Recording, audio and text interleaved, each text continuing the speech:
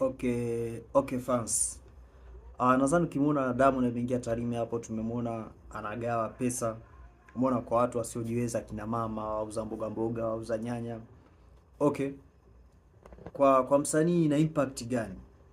Naweza nikasema kwa msanii inamtengenezea brand. Mfano, Diamond ni msanii mkubwa. So, anapokutana na wale watu wenye uhitaji, wanakuwa wanahitaji yeye aonyeshe chochote. Yaani msanii sio kuimba, ni nje ya uimbaji.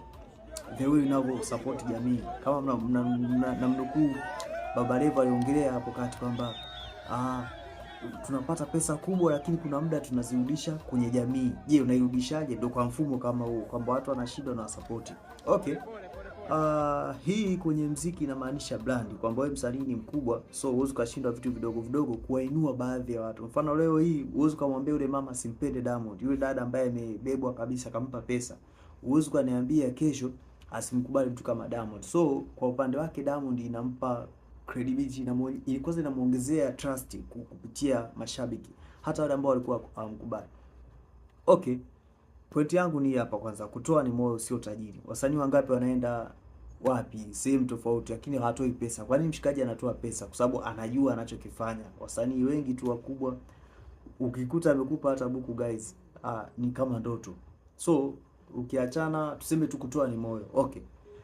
Point yangu siku ya leo, je, wale watu wa nyuma ya Diamond, hizo hela wanakuwa wanazipata zinawatosha walizonazo, au nao pia wanakuwa wanazitamani?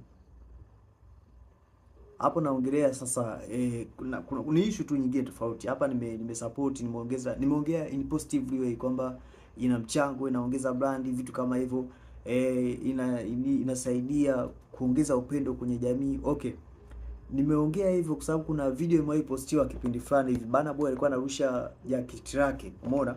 Analirusha hivi. Bodyguard alienda alidaka. Sana mwambia, "No, don't do this." Anakuta kabisa ile jacket ni ya gharama sana, mfano ya milioni kadhaa, labda milioni 60. Umeona? Hicho kikoti kama cha milioni 60 anakitupa kwa mashabiki. Lakini yule bodyguard anamwambia usitupe hiki bro.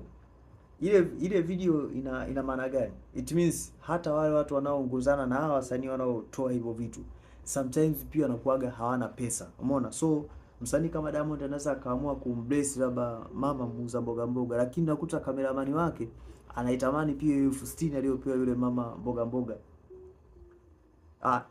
I mean haters watasema naongelea kwa nini upande huu. No, nimeweza kuhusianisha baadhi ya matukio kwamba unaweza ukashangaa sio kwamba watu walioenda kwenye safari ya Diamond wote wanakuwa na maisha. No, kuna photographers wanaoanza, watu wengi dancers, sio kwamba wote wanakuwa na maisha mazuri, wengine wanakuwa pia wanajitafuta. So wakiona ile michango ambayo Big anaitoa, sometimes huwa wanatamani ielekee kwao, kwa sababu wanakuta nao wana uhitaji. Kwa nini nimeongea hii point?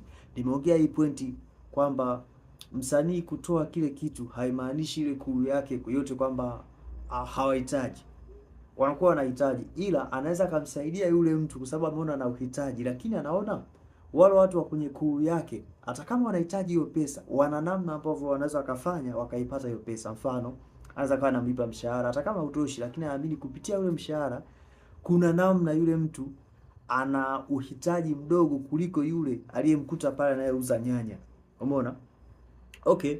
Kwa upande wangu naweza nika congrats na nampongeza, sio kitu kidogo. Hata mtaani ukishaona mtu anaweza akatoa kitu chochote kutoka mkononi mwake, guys, sio kwamba eti ana pesa, ni the way mtu anaamua tu kujisacrifice. Umeona? Okay.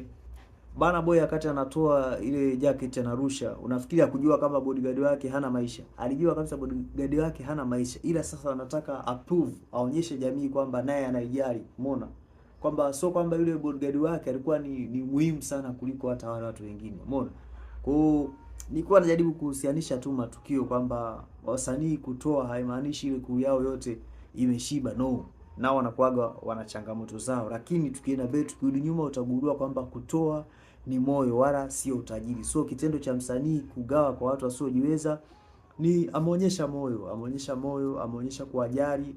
Leo hii hutamwambia chochote yule mtoto aliyebebwa na Diamond kama amepewa chochote. Hutamshawishi yoyote kwamba bwana niga sio mtu mzuri. Hawezi akakuelewa.